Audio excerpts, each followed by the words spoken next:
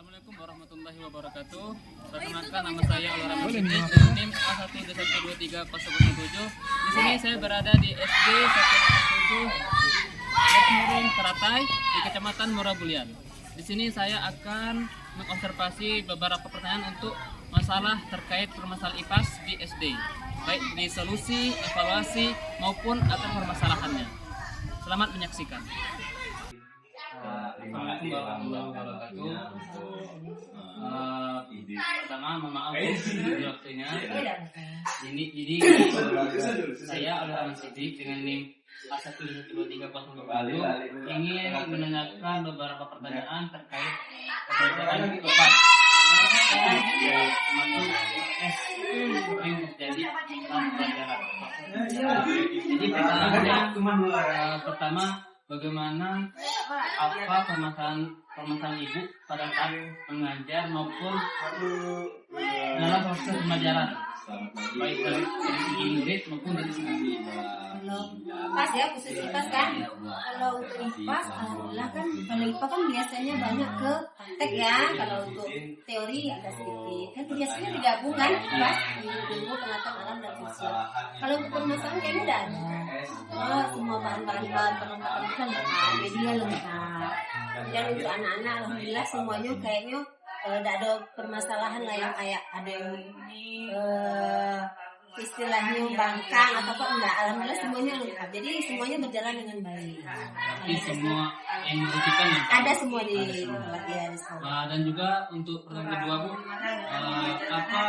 bagaimana cara ibu mengajar supaya tujuan pembelajaran itu tercapai?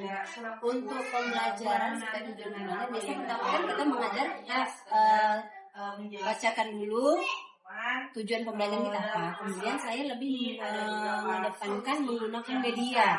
Jadi supaya anak lebih memahami, kita gunakan media. Nah, kalau sekarang kan ada yang namanya metode deep learning ya. Nah, deep learning biasanya kita tidak semena-mena kita memberikan materi, tapi kita kan lebih ke pola pikir anak.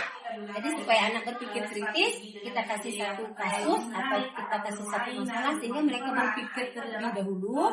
Kita kasih mereka tugas, baru kita kasihkan keluaran materi. Nah, kemudian yang awalnya biasanya ya pakai media berupa video atau media gambar, atau bisa kita langsung ke lapangan. Ya, biasanya kalau anak sekarang kan lebih lengket kalau mereka langsung melakukan. Nah, daripada mereka materi tadi itu kayaknya kita lah ya dulu ya. Kalau materi terus rasanya aduh ngantuk lah, males lah. Tapi kalau ke lapangan, kalau praktek langsung di kelas jadi lama ingatnya. Selanjutnya untuk evaluasi. Kalau ibu bagaimana cara mengevaluasi siswa maupun murid? Kalau untuk penilaian, penilaian. Kalau untuk penilaian itu biasanya tergantung kita mau penilaian sumatif atau formatif. Kalau yang sumatif kan biasa di akhir.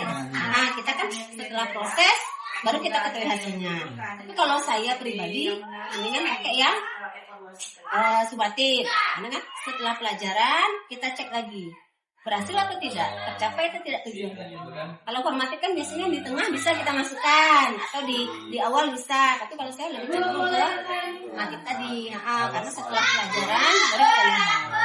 Jadi itu untuk pembelajarannya baik dari media maupun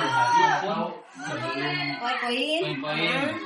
Berarti semua itu tercapai karena semua sudah disediakan. Kita ada yang bagus kayak media kayak kita kan bisa cari di YouTube ya. Nah, kalau di buku kan kadang terbatas, jadi kita lebih cari di YouTube baru kita tampilkan di layar. Terima kasih, Bu. Mungkin itu saja dari pertanyaan saya untuk mengevaluasi maupun observasi kami pada hari ini. Baik, itulah permasalahan maupun solusi evaluasi dari SD 187 Miring Teratai. Saya Olahraga Sidik, saya akhiri. Wassalamualaikum warahmatullahi wabarakatuh.